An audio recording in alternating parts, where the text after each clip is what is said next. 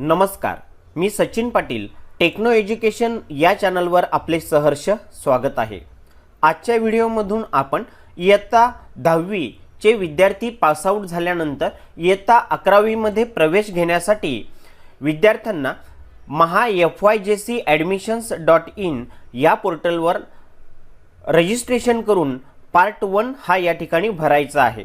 So आजच्या व्हिडिओमधून आपण विद्यार्थ्यांनी स्वतः घर बसल्या पार्ट 1 हा कशा पद्धतीने भरावा, तत्पूर्वी त्याआधी विद्यार्थ्यांनी स्वतःचं रजिस्ट्रेशन कसे करावे या संदर्भात स्टेप बाय स्टेप माहिती पाहणार आहोत। यासाठी व्हिडिओ हा कुठेही स्किप न करता पूर्ण पहा, जेणेकरून आपणास ही नोंदणी सहज करता येऊ शकते। प्रथमतः ज्या पोर्टलवर आपल्याला नोंदणी करायची आहे त्या पोर्टलची लिंक याच व्हिडिओच्या खाली डिस्क्रिप्शन बॉक्समध्ये देण्यात आली आहे। यावर क्लिक करून आपण ही नोंदणी सहज करू शकता।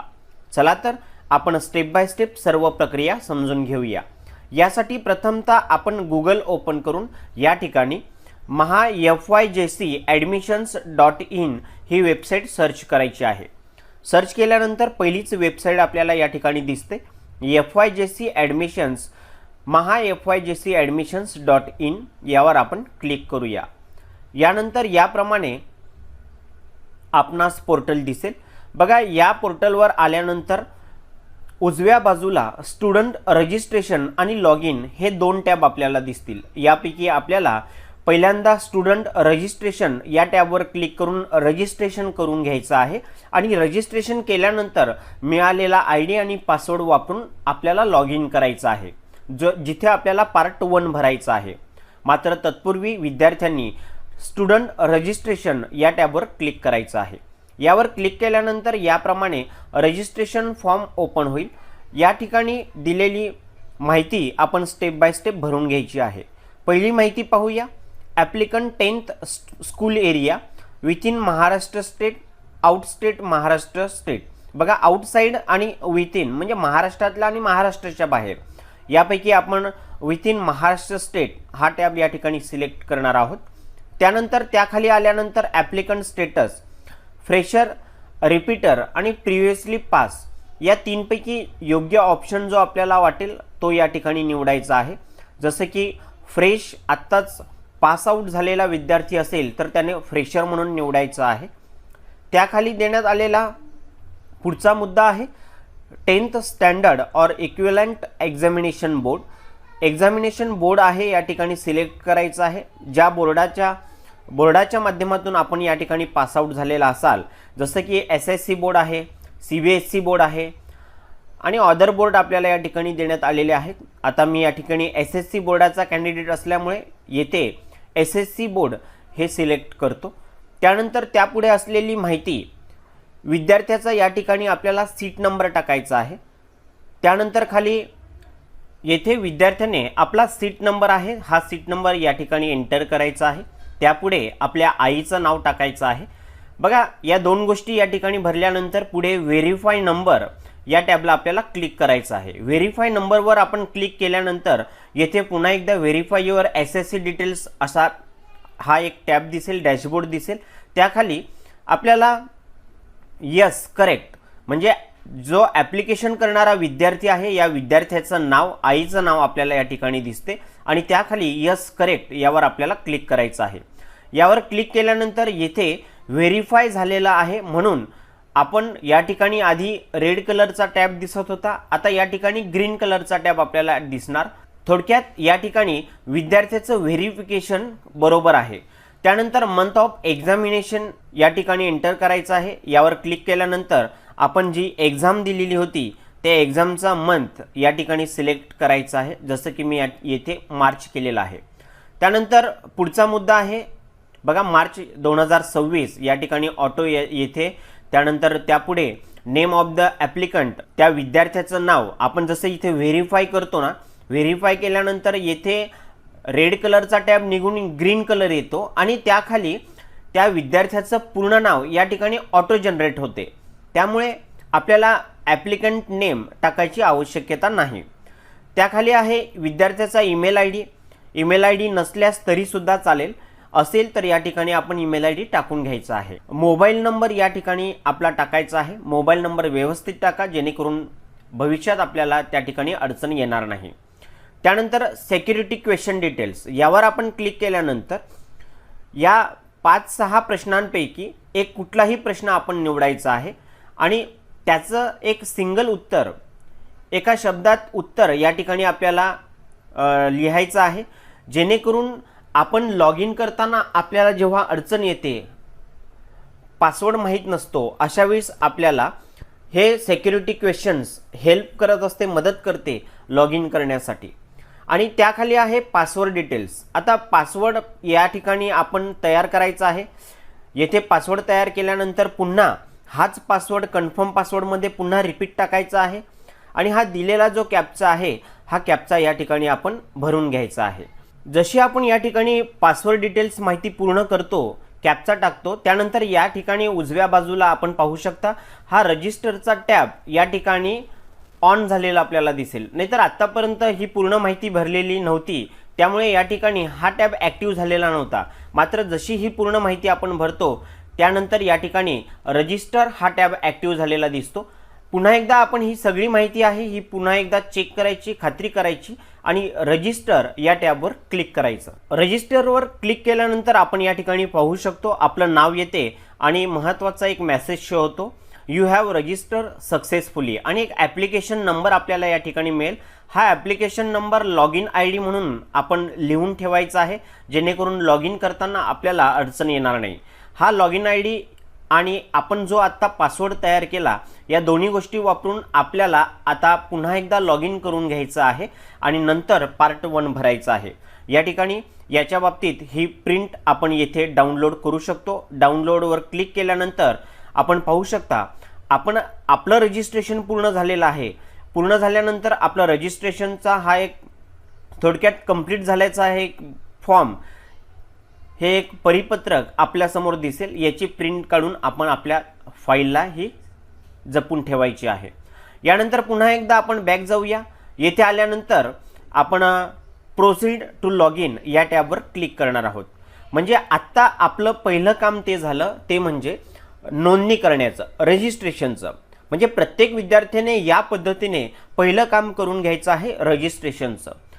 रजिस्ट्रेशन झाल्यानंतर पुन्हा एकदा होमवर जाऊन या ठिकाणी लॉग इन हा एक टॅब दिसत होता, त्यावर क्लिक करायचं आहे। लॉग इन करण्यासाठी आत्ताच जे आपल्यासमोर एक फॉर्म होता सक्सेसफुलीचा, त्यासमोर जो लॉग इन आय डी होता, हा लॉग इन आय डी येथे टाकायचा आहे। आपण जो पासवर्ड तयार केला, हा पासवर्ड येथे टाकायचा आहे। हा दिलेला कॅप्चा या ठिकाणी एंटर करून आपण येथे पाहू शकतो log in I D, password आणि दिलेला कॅप्चा एंटर केल्यानंतर येथे लॉग इन हा टॅब ॲक्टिव्ह झालेला दिसेल। यानंतर आपण लॉग इन या टॅबवर क्लिक करूया। लॉग इनवर क्लिक केल्यानंतर येथे आपण पाहू शकतो की आपल्या विद्यार्थ्याचा फोटो, त्यानंतर विद्यार्थ्याचं नाव आणि विद्यार्थ्याचा अपार आय डी ही माहिती आपल्यासमोर या ठिकाणी पाहायला मिळेल आणि त्याखाली विद्यार्थ्याची काही जनरल माहिती आपल्याला पाहायला मिळते। येथे आपण पाहू शकतो application form incomplete, admission status not admitted, अशा पद्धतीने काही स्टेटस आपल्याला या ठिकाणी दिसेल। आपण जसजसं माहिती भरत जाणार आहोत त्या पद्धतीने आपल्याला या ठिकाणी स्टेटस हे अपडेट होताना दिसेल। येथे आपण आल्यानंतर या डॅशबोर्डवर आल्यानंतर या ठिकाणी डाव्या बाजूला ॲप्लिकेशन फॉर्म पार्ट 1, त्यानंतर पार्ट 2 त्याखाली आहे। आपल्याला सध्या पार्ट 1 हा या ठिकाणी फिलअप करायचा आहे। पहिलं काम केलं म्हणजे नोंदणी, रजिस्ट्रेशन, आणि दुसरं काम आहे ते म्हणजे ॲप्लिकेशन फॉर्म पार्ट 1। पार्ट 1 वर क्लिक केल्यानंतर या ठिकाणी आपल्याला याप्रमाणे काही मुद्दे दिसतील। एक एक मुद्दा आपल्याला या ठिकाणी क्लिक करायचा आहे, त्या पॉईंटवर क्लिक करायचं आहे आणि दिलेला पार्ट 1 हा फॉर्म या ठिकाणी सबमिट करून घ्यायचा आहे। रजिस्ट्रेशन डिटेल्सवर मी क्लिक करतो। रजिस्ट्रेशन डिटेल्सवर क्लिक केल्यानंतर येथे आपल्यासमोर काही माहिती ही इनबिल्ड आलेली दिसेल।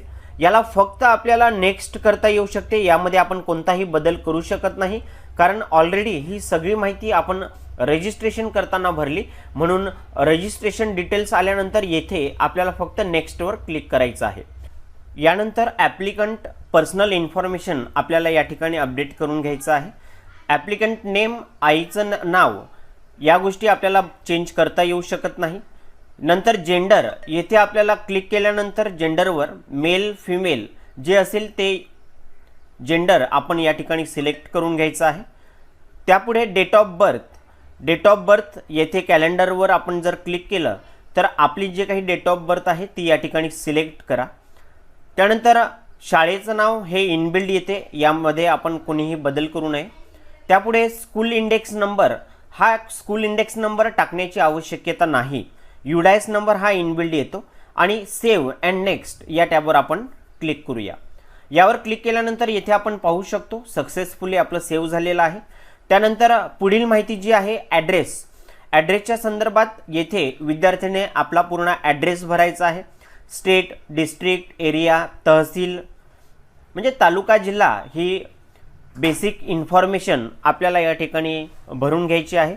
त्यानंतर या ठिकाणी मोबाईल नंबर हा आपला व्यवस्थित आहे का याची खात्री करून घ्या. आणखी याला दुसरा काही कनेक्टेड असेल मोबाईल नंबर तर हा या ठिकाणी टाका. दोन्ही टाकण्याची आवश्यकता नाही, एक मोबाईल नंबर असेल तरीसुद्धा चालेल. ईमेल आय डी असेल तर ईमेल आय डी आपण या ठिकाणी एंटर करा, नसेल नाही टाकला तरी चालेल. आणि त्यानंतर सेव्ह अँड नेक्स्ट या टॅबवर क्लिक करा. यानंतर विद्यार्थ्याने पुढील माहिती भरायची आहे ती म्हणजे कॅटेगरीच्या संदर्भात. येथे आपण स्क्रॉल करून खाली यायचं आहे. बघा या ठिकाणी रिझर्वेशन कॅटेगरी जी आहे ही इनबिल्ड या ठिकाणी येते. येथे आपल्याला आपली जी कॅटेगरी आहे ही योग्य आहे की नाही ही खात्री करून चेक करून घ्या. त्यानंतर कास्ट सर्टिफिकेट असेल तर यस करा, नसेल तर नो करा. जर आपण यस केलं तर पुढील हे 3 टॅब ओपन होतील, जर आपण नो केलं तर हे 3 टॅब आपले ओपन होणार नाहीत. आणि यस केल्यानंतर ह्या 3 टॅबमध्ये आपल्याला कास्ट सर्टिफिकेट इश्यू केलेलं स्टेट कोणतं आहे, त्यानंतर आपलं डिस्ट्रिक्ट कोणतं आहे आणि कॅटेगरी कुठली आहे, पुन्हा एकदा ह्या 3 टॅब आपल्याला अपडेट करायचं आहे. आणि अदर किंवा स्पेशल रिझर्वेशन डिटेल्स आहे याच्या संदर्भात ही सगळी माहिती, हे सगळे मुद्दे आपण व्यवस्थित वाचायचे. यामध्ये हँडिकॅपच्या बाबतीत देण्यात आलेलं आहे, त्यानंतर भूकंपग्रस्त याच्या बाबतीत माहिती देण्यात आलेली आहे. आणखी क्रीडा विशेष प्राधान्य कोणी विद्यार्थी असेल तर अशा विद्यार्थ्याची माहिती देण्यात आलेली आहे.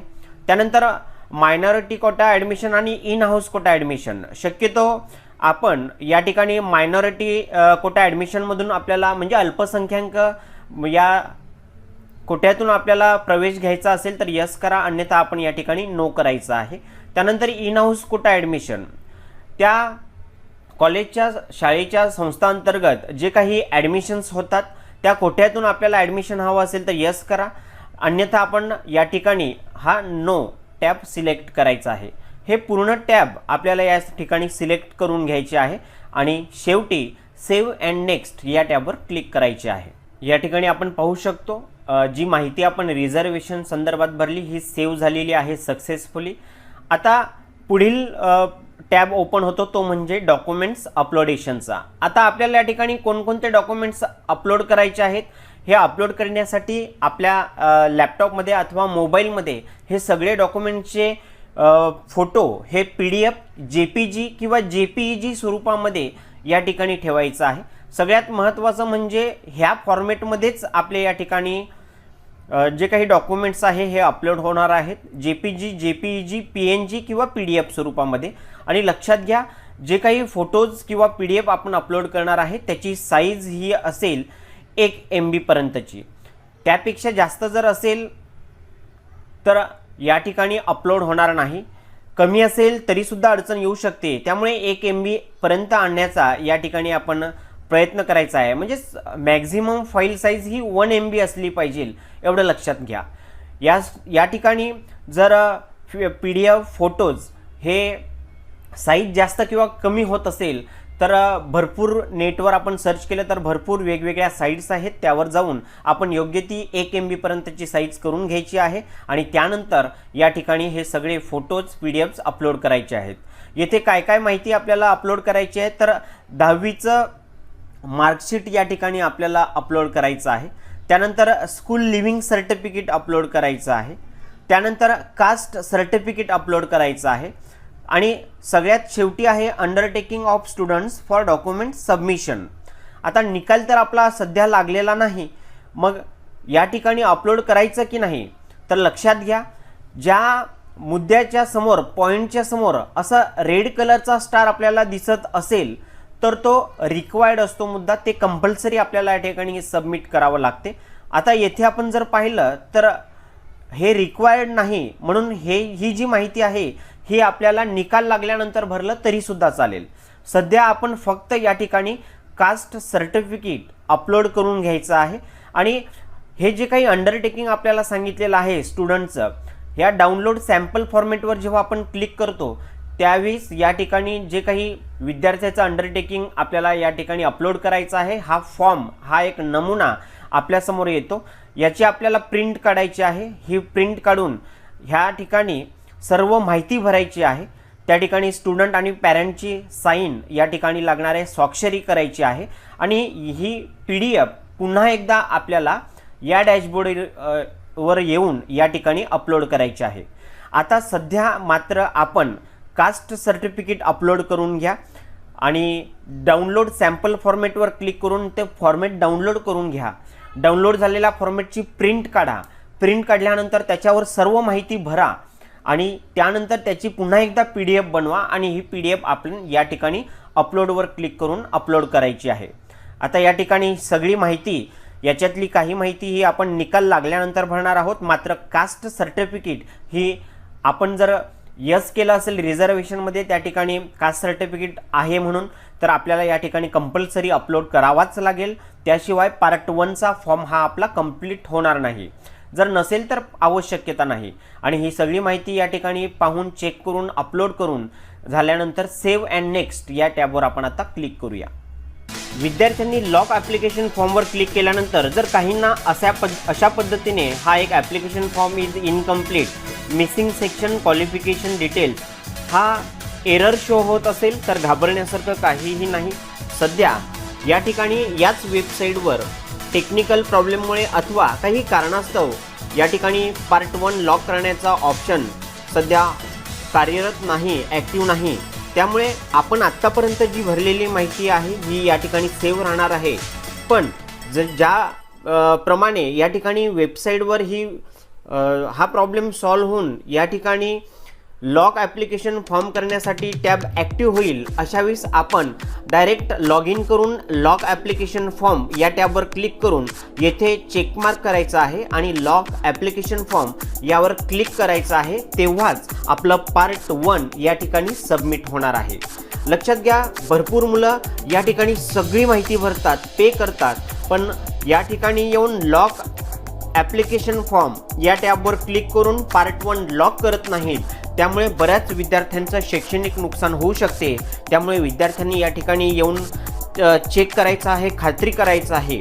आपण स्वतः अथवा आपण सायबरमध्ये जाऊन जरी भरत असाल तर विद्यार्थ्यांनी एक काळजी घ्यायची आहे की आपला पार्ट 1 आणि पार्ट 2 हा लॉक केलेला आहे की नाही हे पहा.